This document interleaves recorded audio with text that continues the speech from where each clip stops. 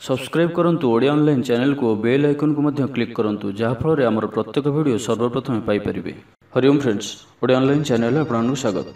आज विशेष वीडियो मैंने जानवा जे अस्वस्थ वृक्षर पूजा कले क्यों फल प्राप्त होता है। एथिरे जहाँ भी किसी कहुई आम समस्त अति जानवर विषय। से मोर आपण को अनुरोध जे वीडियो टी अवश्य लास्ट पर्यंत देखु। अस्वस्थ वृक्षर स्वयं भगवान बास करती। यहंकर पूजा कले अपुत्री पुत्रवती हुए, बंध्या संतान संभव होती, अकाल मृत्युर रक्षा मिलता है, समस्त मनोकामना पूरण हुए। यह ज्ञानर वृक्ष। एहारी मूल तपस्या कर गौतम बुद्धत्व प्राप्त करते। अस्वस्थ होउछि धर्म, अर्थ, काम और मोक्षर प्रतीक।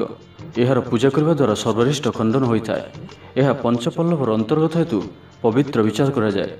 अस्वस्थ मूल भगवान विष्णु, गंठी केशव, शाखारे नारायण, पत्र हरि, फल सर्वदेवता सहित अच्युत वास करती। मन, वचन, ध्यान, स्तोत्र पठन, चतुरंग प्रदक्षिण सहित अस्वस्थ आराधना कले सकल देवता प्रीत हुअन्ति। अस्वस्थ रोपण कले वंश उज्ज्वल होगा सहित पितृपुरुष मोक्ष लाभ करिथान्ति।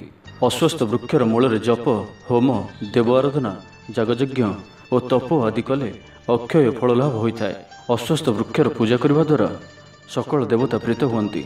तो फ्रेंड्स, ये तो छोटिया भिडियोटी थिला, तथापि यह निश्चित रूपे आपंक उपकारी सब्यस्त हो। तेज भिडियोटी जदि भल लगी था तेज लाइक करूँ, कमेंट करूँ, भिडियोटी को आप फ्रेंड्स सहित शेयर करूँ और आम यूट्यूब चैनल ओडिया ऑनलाइन को जो मैंने पर्यटन सब्सक्राइब करना सब्सक्राइब करनी। धन्यवाद।